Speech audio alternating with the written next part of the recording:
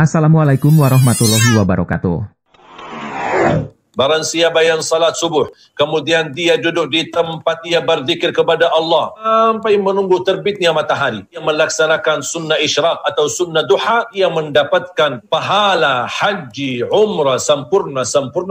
Umrah di bulan suci Ramadan, hitungan pahalanya di sisi Allah seperti haji bersama siapa? Bersama Nabi Muhammad sallallahu alaihi wasallam. Jemaah sekalian dimuliakan Allah Subhanahu wa taala. Kita sebagai orang muslim pasti meyakini dan mematuhi rukun-rukun Islam. An tashhadu an la ilaha illallah wa anna Muhammadar Rasulullah wa an tuqima as-salah wa ita'a az-zakah wa tasuma Ramadan wa tahujja baitillahil haram in istata'ta ila dhalika sabila. Salah satu rukun Islam adalah haji jika mampu. Dan haji merupakan rukun yang tidak terpisah dari 5 rukun Islam. Dan Allah Subhanahu wa taala dan Nabi Muhammad SAW menwajibkan kita berhaji fil umuri marrah, hanya dalam kehidupan kita satu kali. Dan ada sebagian ulama menganggap umrah satu kali atau yang pertama kali wajib, selebihnya itu merupakan sunnah. Dan kalau kita memperhatikan banyak rahasia-rahasia dan ilmu-ilmu dan kemuliaan-kemuliaan melalui ibadah umrah dan haji. Mulai dari mempersiapkan diri untuk kita membersihkan jiwa, membersihkan diri, potong kukunya, bulunya, kemudian selalu dalam kondisi bersih total, kembali kepada cara fitrah yang diajarkan oleh Nabi Muhammad sallallahu alaihi wasallam. Kemudian kita mandi dengan juga menggunakan ihram, hanya 2 potongan dari baju ihram, bagian bawah sama bagian atas. Saya mengambil kesimpulan dari pakaian ihram, sebagaimana kita ketika wafat, tidak ada yang kita bawa ke akhirat, hanya yang kita bawa kafan. Kafan pun belum tentu bertahan selama kita berada di alam kubur. Bisa dimakan rayap, bisa habis, hancur kafan kita, kain kita. Jangankan kain kafan bisa hancur, bisa tubuh kita habis dimakan oleh tanah. Kecuali orang yang dilindungi oleh Allah Subhanahu wa taala di dalam kuburannya dan menjadikan kuburannya raudhatu min riyadil jannah, taman dari taman surga. Dan mudah-mudahan kita termasuk orang yang mendapatkan kemuliaan itu. Dan kita meyakini dengan kita membawa kain ihram, berarti sesungguhnya kita menghadap Allah tidak bawa sesuatu yang berharga di hadapan Allah Subhanahu wa taala kecuali keimanan kita yang ada di dalam jiwa dan diri kita sendiri. Kalau kita menghadap Allah Subhanahu wa taala meninggalkan segala urusan dunia, dan itu langkah yang pertama yang kita harus pastikan dirasakan oleh kalbu dan oleh jiwa. Kita datang membawa umrah bukan membawa kelebihan kita, menunjukkan kehebatan kita, menunjukkan kemampuan kita, menunjukkan kelebihan yang kita miliki, dunia ini yang kita sukses, dunia ini yang kita maju. Semua ini tidak ada arti di hadapan Allah Subhanahu wa taala. Sama pula dunia ini tidak ada artinya di hadapan kematian. Segala sesuatu yang diakhiri dengan kematian berarti sesuatu itu tidak ada nilainya. Dunia ini kaya raya, makmur, maju, sukses, bahagia, tapi ujung-ujungnya mati. Berarti semua ini tidak ada gunanya, tidak ada artinya. Hanya yang menjaminkan kita bernilai di sisi Allah Subhanahu wa taala keimanan kita dan amal salih. Tidak cukup dengan iman, Kita percaya rukun Islam, ada 5 rukun, tapi kita tidak tunaikan dan kita tunjukkan melalui bukti keimanan kita kepada Allah Subhanahu wa taala, bisa jadi iman kita sia-sia. Dan kalau kita memperhatikan Al-Quran, selalu Allah sebutkan iman ada amal salih. Alladzina amanu wa amilus salihat. Illa alladzina amanu wa amilus salihat. Alladzina yu'minuna bil ghaibi wa yuqimuna as-salah. Ada iman bil ghaib, ada juga mendirikan salat. Berarti ada iman di bagian kalbu, ada juga amalan yang digerakkan oleh tubuh badan kita seperti salat. Dengan pakaian ihram dan kita mulai niat talbiyah, labbaik Allahumma umrah, atau labbaik Allahumma hajjah, atau labbaik Allahumma umratan wa hajjah, seperti tamattu'. Dalam kata labbaik berarti kita mematuhi dan menerima, menijabah panggilan Allah Subhanahu wa taala ketika Allah memerintahkan Nabi Ibrahim untuk kumandangkan azan haji atau panggilan haji. Wa adzim fin nasi bil haji ya'tuka rijalan wa ala kulli dhamir ya'tina min kulli fajjin 'amiq. Ketika Allah perintahkan Nabi Ibrahim untuk kumandangkan panggilan haji untuk seluruh manusia, kata Nabi Ibrahim, bagaimana saya bisa sampaikan suaraku kepada mereka? Kata Allah Subhanahu wa taala, kamu kumandangkan alaikal adhan wa alainal balagh. Kamu kumandangkan panggilan haji dan tugas kami menyampaikan kepada seluruh manusia. Ketika kita berkata labbaik Allahumma, berarti kita sami'na wa ata'na panggilanmu wahai Allah. Labbaik. Kalau di dalam bahasa Arab, termasuk zaman jahiliyah di masa dulu dan juga di zaman Rasulullah SAW, kalau ada orang memanggil kita, orang menjawab labbaik. Artinya apa makna labbaik? Segera ya Allah, sami'na wa ata'na. Seperti ada orang memanggil kita, ya fulan, hey fulan, kita jawab labbaik. Artinya saya sudah dengar dan saya segera proses untuk menijabah dan mendatangi. Dan ini yang kita laksanakan. Labbaik Allahumma labbaik. Labbaik la syarika laka labbaik. Innal hamda wan ni'mata laka wal mulk la syarika lak. Kita bukan hanya taati, patuhi panggilan Allah melalui Nabi Ibrahim alaihissalam, melalui Nabi kita Nabi Muhammad sallallahu alaihi wasallam, panggilan umrah dan haji, berarti kita sekalian datang dengan membawa keyakinan dan iqrar kita tauhid kepada Allah Subhanahu wa taala. Labbaik Allahumma labbaik, labbaik la syarika laka labbaik. Kami patuhi panggilan ini, kami ijabah panggilan ini, kami taati panggilan ini bukan untuk siapapun selainmu ya Allah. La syarika lak di dalam panggilan tersebut. Labbaik Allahumma labbaik, labbaik la syarika laka labbaik. Innal hamda wan ni'mata. Segala puji bagimu ya Allah. Segala nikmat yang kami miliki. Di antara nikmat yang kita dapat, kami masih patuhi dan bisa mempatuhi perintahmu dan panggilanmu untuk berhaji. Dan kita menjadi hamba yang merasakan kenikmatan perjalanan ibadah haji, perjalanan dengan berpakaian ihram, menjaga kebersihan, mulai dari niat pertama ikhlas dan tulus. Benar-benar kita, ini semua menunjukkan kenikmatan yang wajib kita sadarkan dan kita syukuri. Innal hamda wan ni'mata lakal hamd, labbaik Allahumma labbaik, labbaik la syarika laka labbaik, innal hamda wan ni'mata laka wal mulk la syarika lak. Segala puji bagimu, segala nikmat memang darimu ya Allah, segala kerajaan dan kekuasaan milikmu ya Allah.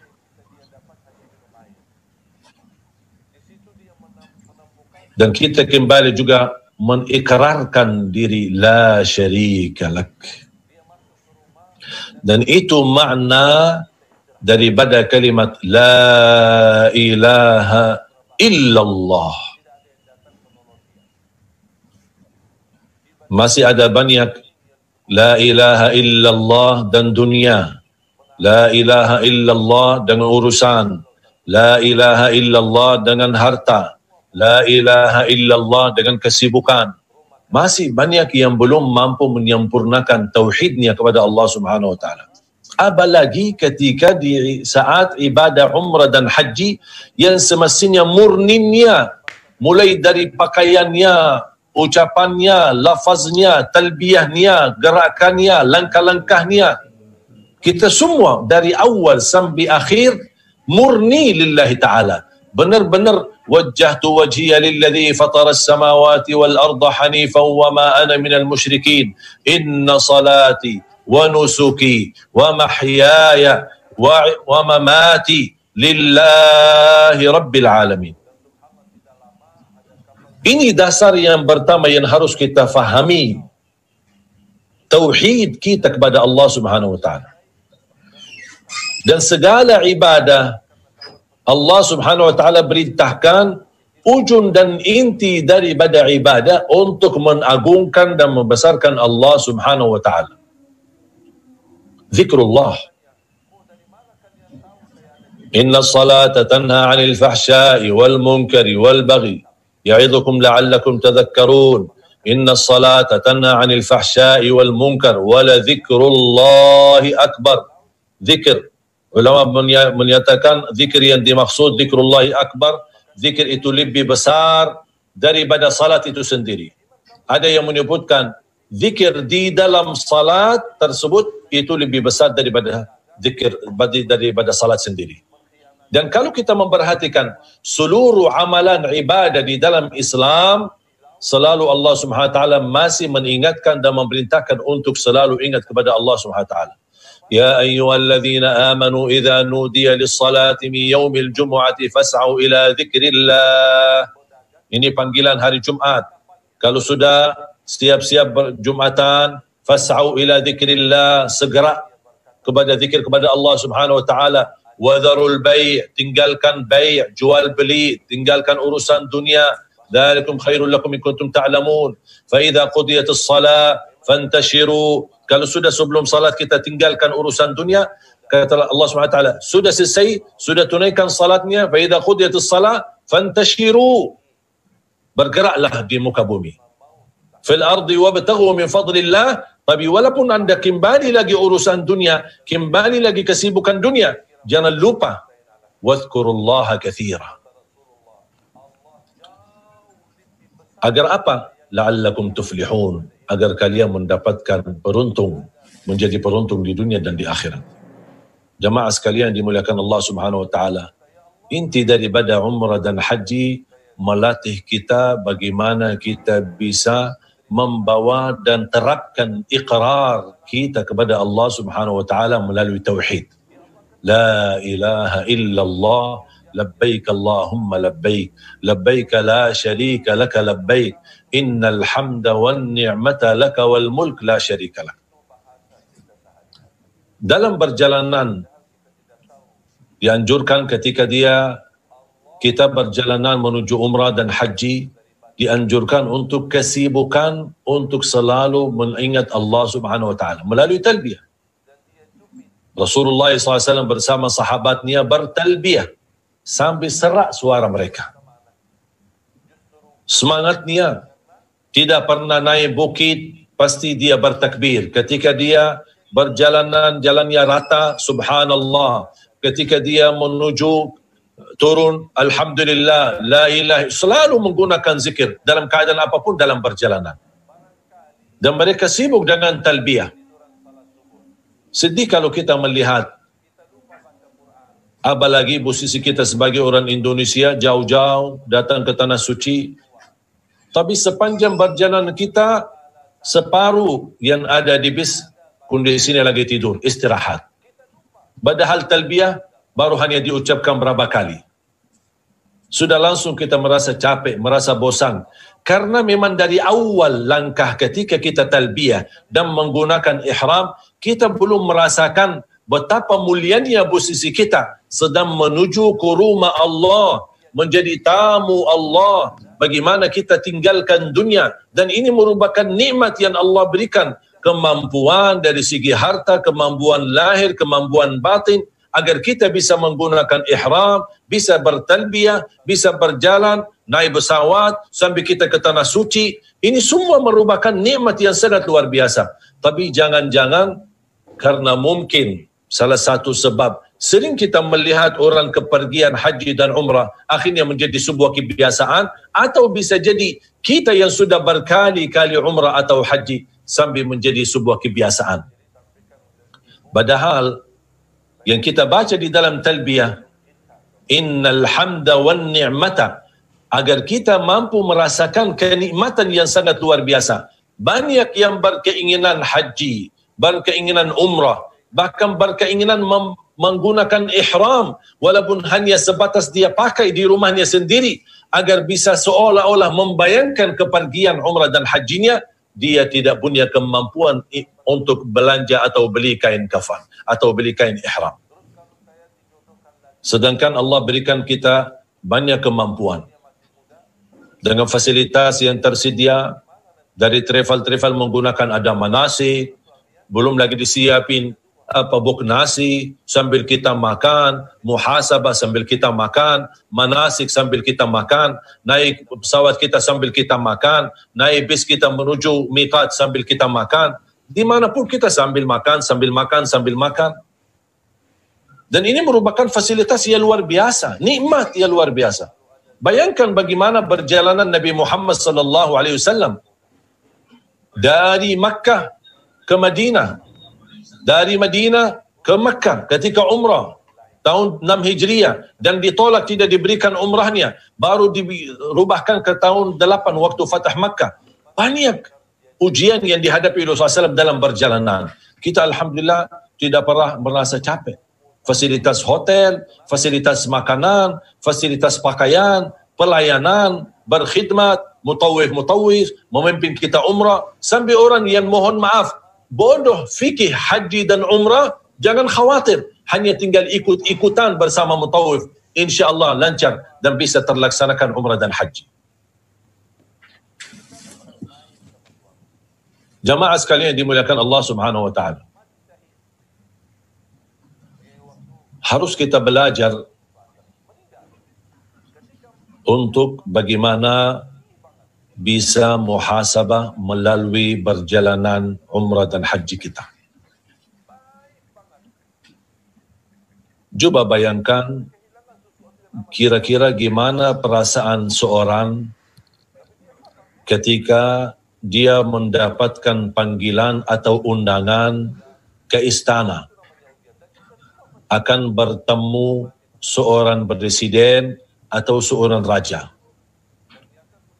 Semenjak dia menerima undangan dan panggilan tersebut sampai hari H, kira-kira gimana perasaannya? Apalagi hari H, kira-kira bagaimana persiapannya? Pakaiannya, wangi-wanginya. Dia tidak mungkin menggunakan pakaian yang bekas. Dia pasti mencari pakaian yang termahal, yang terbagus, yang lebih rapi, yang mewah, terlihat lebih bagus, biar penampilannya menenangkan seorang yang akan didatangi. Perasaan yang bahagia ini semestinya kita rasakan semenjak kita sudah mempersiapkan diri untuk perjalanan umrah dan haji. Karena di situ kita akan menerima atau mendatangi istana Allah. Rumah Allah terbesar sedunia adalah Masjidil Haram. Kita akan masuki di area Allah, akan menjadi tetamu Allah. Antum tahu enggak apa arti tetamu Allah? Kalau saya berkata, saya tamu presiden, orang lain mendengar pasti merasa bangga dan bahagia. Kira-kira kalau presiden sendiri berkata, ini tetamu saya. Bagi jemaah umrah dan haji, tak perlu kita berkata saya tetamu Allah, tapi Allah sendiri memberikan gelar itu. Jamaah umrah dan haji adalah tetamu saya, kata Allah. Allah menyebarkan umumannya, beritanya ini kepada ahli langit, malaikat dan para nabi dan rasul yang ada di langit. Allah sampaikan, inilah mereka tetamu aku. Subhanallah. Betapa bahagianya jamaah umrah dan haji. Jemaah sekalian, perlu kita merasa, jangankan hanya mulai dari pakaian ihram, mulai dari talbiyah, mulai dari niat. Bagaimana kita bisa menwujudkan niat yang tulus dan ikhlas lillahi ta'ala dalam perjalanan haji dan umrah kita. Dan banyak karunia yang Allah berikan. Sebagaimana bersabda Rasulullah sallallahu alaihi wasallam, wal umratu ila al umrati mukaffiratun lima bainahuma. Umrah sampai umrah berikutnya akan diampuni oleh Allah Subhanahu wa taala dosa-dosanya di antaranya. Wal hajjul mabrur laisa lahu jazaa'un illa al jannah. Haji yang mabrur tidak ada balasan baginya selain surga Allah Subhanahu wa taala. Siti Aisyah radhiyallahu anha pernah bertanya Rasulullah sallallahu alaihi wasallam, apakah kami wanita, kaum wanita memiliki jihad, amalan jihad atau ibadah jihad agar kami bisa ikut perang? Kata Rasulullah SAW, ya, jihad kalian haji dan umrah. Haji dan umrah bagi wanita itu terhitung sebagai jihad fi sabilillah bagi kaum laki-laki. Betapa besar pahalanya.